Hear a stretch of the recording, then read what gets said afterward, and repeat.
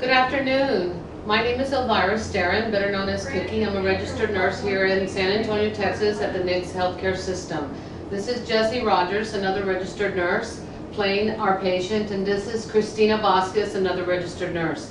We have come today in hopes that you will get to see and prevention of falls and how a patient is so easily at risk for falls with or without restraints.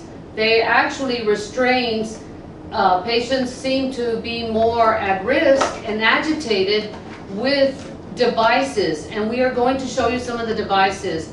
Patients that are on meds, that have Foleys, that have IVs, they are easily able to fall without you even being known, without you knowing. Now, the least restricted things that we give patients are, we have what we call a busy box. Sometimes our elderly easily can be entertained by giving them things to do.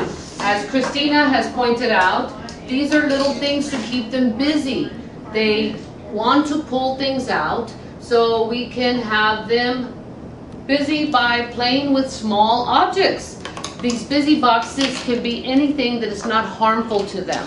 We have Play-Doh sometimes, we have these tools. This is called the spools. This is little things that we put together. This is the sewing kit, and we give it one per patient. And the next thing we can do also is we have the apron, which is a very nifty gift. Of course, you talk about risk and prevention of infection. You can give them this apron, and people that like to pick at their IVs or pick at their Foleys, they can play with this apron.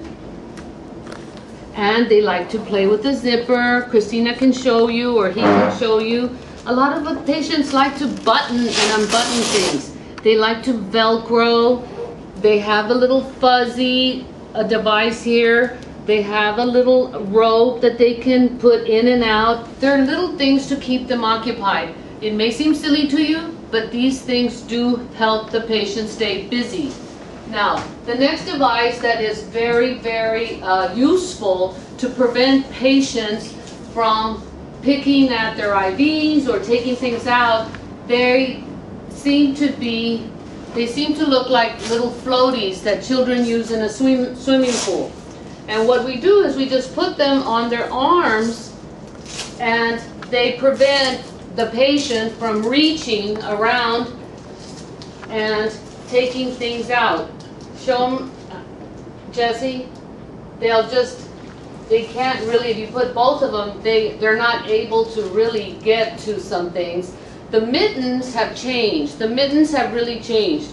Now what the mittens do is, before they were netted and they were open, and they could really manipulate their way out of them. Now the mittens are very soft. The mittens are totally closed. They can move their fingers inside, which we will do neuro checks on them, but they will not be able to manipulate their way. And as Christy pointed out, you can just look at them, you can do your neurovascular checks, and they're very easily to get to. These are the most least restrictive devices. Now, there's a belt that is just there to remind the patient not to get up, and Christy will show you that. And this is just a band to put around their waistline or their chair, just to remind them not to get up. And it really is very much there just to remind them not to get up. We have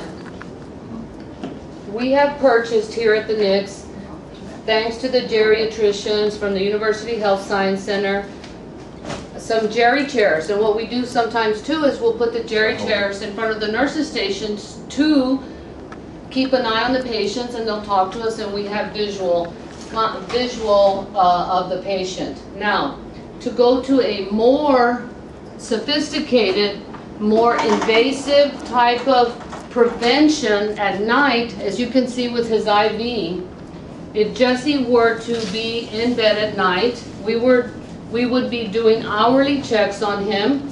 He has a Foley and he has an IV. And right now he's lucid. However, This is what we call a veil bed. This is considered a restraint because he will be placed in it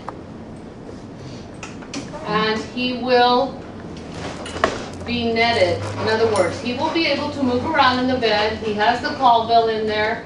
He has his IV in there. If we needed to put the mittens on, we could. He can move around. He can watch TV, but we will secure him by closing the net bed.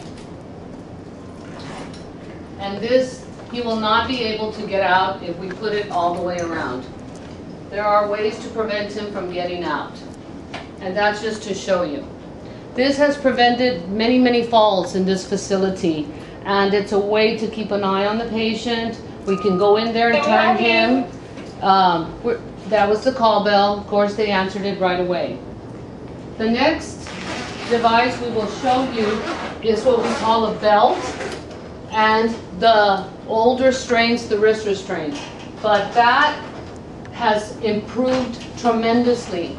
What would happen with the old posies was the patients could choke and they were not able to turn. So we will go and show you on a traditional bed how this is done.